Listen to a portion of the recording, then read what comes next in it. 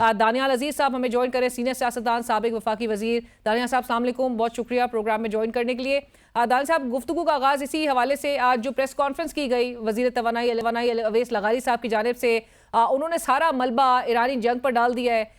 वो माजरत कर रहे हैं, वो साथ साथ ये भी कह रहे हैं कि सोशल मीडिया पे एक्सपर्ट्स जो बैठे हुए अनएजुकेटेड किस्म की ट्वीट्स कर रहे हैं। डू यू रियली फील कि ये माजरत से मामला हल हो जाएगा और ये तमाम चीज़ें इस वक्त जंग की ही कॉन्सिक्वेंस के तौर पे हम देख रहे हैं? जी, ऐसा नहीं है। ज़ाहिरी बात है, पाकिस्तान में जो पावर सेक्टर है, जिसमें ख़ास तौर पे हमारे डिस्कोज़ हैं, उसमें बहुत सारे मसले मसाइल रहे हैं और हुकूमत ने एक whole of government approach introduce करके ये अंदिया दिया था कि शायद इन मामलात को ये निपटा लेगी। ये निपटाने में बुरी तरह फेल हो गई है, बल्कि इस साल इन्होंने 1 ट्रिलियन रुपीस मांगे थेफ्ट और लॉसेस के लिए, जो आईएमएफ ने डिक्लाइन कर दिया कि ये पिछले साल से भी बढ़ गए हैं और उनको सिर्फ 830 बिलियन मिला है। ये बातें जंग से हटके हैं, इनका कोई तल्लुक नहीं जंग के साथ। और इसमें जो मामला समझने वाला है वो ये है कि एक तरफ हमें ये बताते हैं कि हम प्राइवेटाइजेशन के जरिए ये सब जो है पूरा करेंगे, दूसरी तरफ कम से कम इनको 2-3 साल लगने हैं प्राइवेटाइजेशन करने में, और उसके दरमियान में इनके पास सिर्फ चेपियां हैं।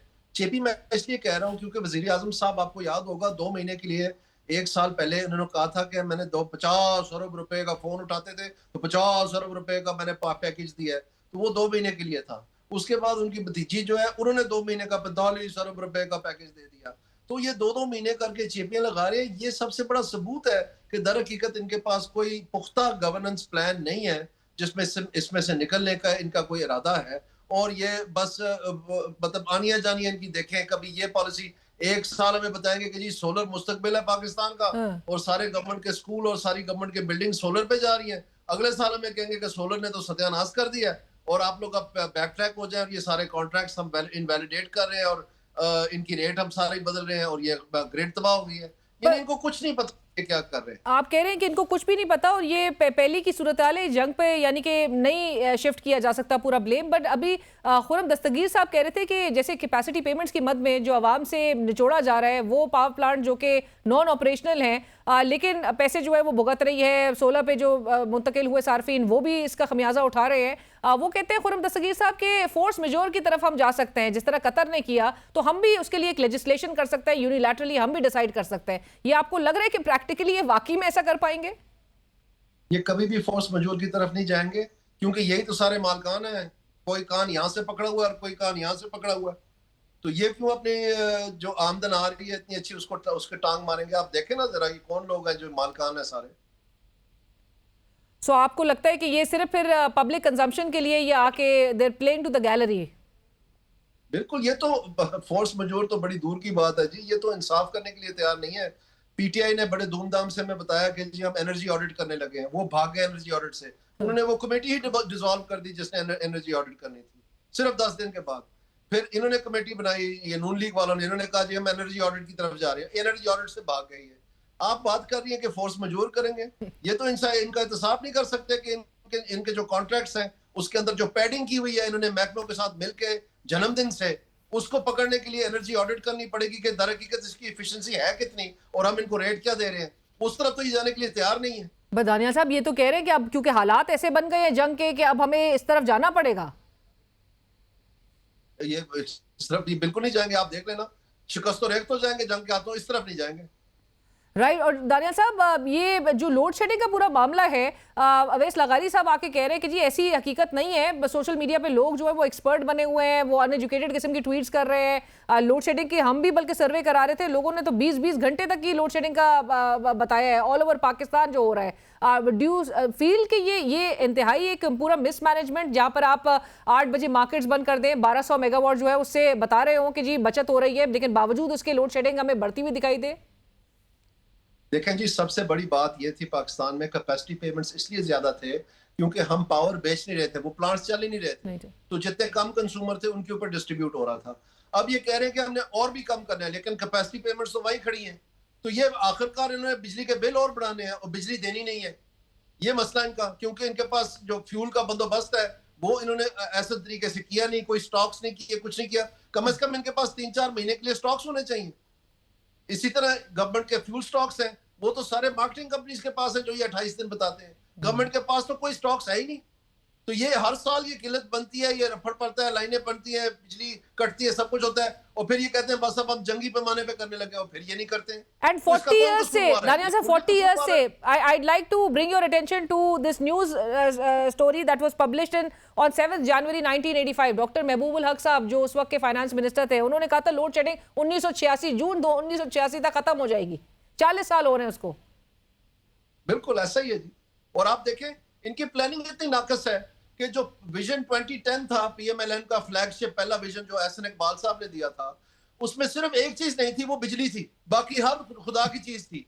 और जब वो 10 साल मुकम्मल हुए तो पाकिस्तान में 18-18 घंटे लोड शेडिंग हो रही थी। तो इधर कौन सी नॉलेज इकोनॉमी चलनी थी? यूनिवर्सिटियां बंद पड़ी थी, हर चीज बंद पड़ी थी। और फिर वो यानी इनको कुछ पता नहीं है ना, इनका प्लान है। वो कहते हैं कि जी governments don't plan to fail, they fail to plan. तो इनके पास प्लान ही कोई नहीं है। ये उड़ान प्लान तो पहले दिन से ही रद्दी का टोकरी में चले गया था। गवर्नमेंट ने खुद अपना प्लान अलहदा बना लिया, आईएमएफ ने खुद अपना plan, prime minister economic transition plan जो है, ट्रांसफॉर्मेशन प्लान जो है, वो उड़ान से अलग है, लेकिन वो साथ साथ चल रहा है, इश्तिहार चल रहे हैं अखबारों में। इनको कुछ पता नहीं है क्या कर रहे हैं। पर दानिया साहब, दर हकीकत जो इस वक्त हुकूमत और जो कि उसको क्रेडिट बहरहाल जाता है कि डिप्लोमेटिक फ्रंट पे तो उनके लिए एक विन विन सिचुएशन है कि जहां पर हम एक सालसी का किरदार अदा कर रहे हैं। बट ये क्या रिफ्लेक्ट करता है कि अमेरिका ईरान का जो सालसी है वो इस वक्त अंधेरों में डूबा हुआ है। वो इस वक्त ताजरों से अपील कर रहा है कि वो $10 बिलियन पाकिस्तान लेकर आए बजट से पहले। 100 अरब का हमें बताया जा रहा है वजीर दाखिला के थ्रू के मुल्क में जो 100 अरब लाने की इन्वेस्टमेंट के मद में जो दावे किए जा रहे थे वो 100 अरब बाहर चला गया है। उस सालसी में हुकूमत का क्या किरदार है जी? वो तो सालसी सारी फील्ड मार्शल आसिम मुनीर साहब के हिस्से में जाता है। और ये नहीं कि मैं कह रहा हूँ, ये वजीर आजम ने खुद हमें बताया अपनी स्पीच में, जब कैबिनेट को उन्होंने बताया कि 3 रातों का जगराता चीफ आर्मी चीफ का था, यानी चीफ ऑफ डिफेंस फोर्सेस का था आसिम मुनीर साहब का, और 1 रात का जगराता मेरा था, और डार साहब का जिक्र ही नहीं किया इन्होंने। तो इस हुकूमत ने फिर क्या किया उसके बारे में? वो तो सारे उनके इनिशिएटिव है, उनका, दुनिया उनका नाम ले रही है। ये टोकन एक जमहूरियत को आप समझ लें, मजबूरी के तहत इनका भी नाम ले देते हैं साथ। राइट। सो हमारी जो इस वक्त एक इकोनॉमिकली जो पोजीशन नज़र आ रही है दानियाल साहब, डू यू फील के वो जो मोहसिन नकवी साहब अपील कर रहे थे ताजरों को कि जी वो अपना $10 बिलियन बाहर से पैसा 20 से 30% वो कह रहे हैं सिर्फ जो है, मैं ज़्यादा नहीं कहता, वो बजट से पहले वापस ले आए। डू रियली फील कि इस वक्त एक इंस्टेबिलिटी को देखते हुए पाकिस्तान के अंदर वो लेकर आने के लिए रजामंद होंगे? डिपेंड कर रहा है। मेरा ख्याल में तो ये दोनों हुक्मरान जमातों को कह रहे थे, क्योंकि सबसे ज्यादा पैसा तो इनका बाहर है। तो ये अगर हुक्मरानी के दावे करते हैं और इतना अच्छा सब कुछ इन्होंने कर दिया, तो अपना पैसा ले आए ना, कम से कम रोशन डिजिटल अकाउंट में ही डाल दे चले। वहां तो बाकी पाकिस्तानी तो डाल रहे हैं। इनकी कौन सी मिल जो सऊदी अरेबिया में बिकी है, इनका कौन सा कोई फ्लैट बिके और पाकिस्तान वापस ये सरमायाकारी के लिए पैसे ला रहे हैं? ये कौन सी एफजेडी जो है इन्होंने बंद करके पैसे इधर ले आए हैं? ये जो शैलेज है और ये जो मेंशंस हैं और ये सब कुछ है, ये कहाँ बिके हैं?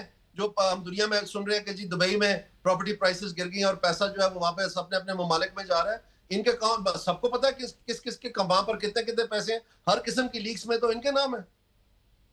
राइट। और बावजूद इसके दानिया साहब जो इस ईरान वॉर पे जो सारा मलबा डाला जा रहा है, बहरहाल जो खित्ते में इस वक्त पाकिस्तान की सूरत हाल है कि जी सबसे महंगी बिजली पैदा करने वाला मुल्क जो है वो अब इस क्राइसिस को भी कैसे सरवाइव आपको करता दिखाई दे रहा है? कर सकेंगे? क्योंकि जो हमें कीमतें आवाम तक हम मुंतकिल कर रहे हैं, टर्न्स आउट कि जी आप तो सिर्फ ओएमसीज और रिफाइनरीज को प्रॉफिट देने का वो एक मौके दे रहे हैं।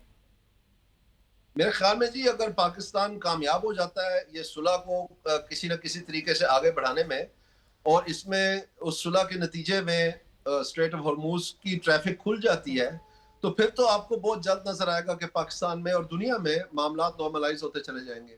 लेकिन अगर खुदा न खास्ता वो नहीं होता, तो फिर हमारी लाइफ लाइन जो है वो सऊदी अरेबिया बनती जाएगी, क्योंकि सऊदी अरेबिया ने एक नया पाइपलाइन जो है उसको स्टार्ट किया है, जिसमें से 700 मिलियन बैरल्स पर डे जो है वो अक्रॉस सऊदी अरेबिया पंप करके तो अपने दूसरे पोर्ट में से, यानबू पोर्ट में से लेके जा रहे हैं। तो अगर वहां से हमें डिलीवरी शुरू हो जाए तो फिर पाकिस्तान में कुछ ना कुछ मामला जो है वो निपटाए जा सकते हैं। लेकिन इसके साथ साथ अगर इंटरनेशनल, मैं किल्लत की बात कर रहा हूँ, लेकिन इसके साथ साथ अगर इंटरनेशनल प्राइसेस बढ़ जाती हैं, यानी ये 200 तक चले जाती हैं, फिर जाहिर बात है यहाँ पर पाकिस्तान में इनको कीमतें बढ़ानी पड़ेंगी, डीजल की, पेट्रोल की, बिजली की, गैस की, हर चीज की।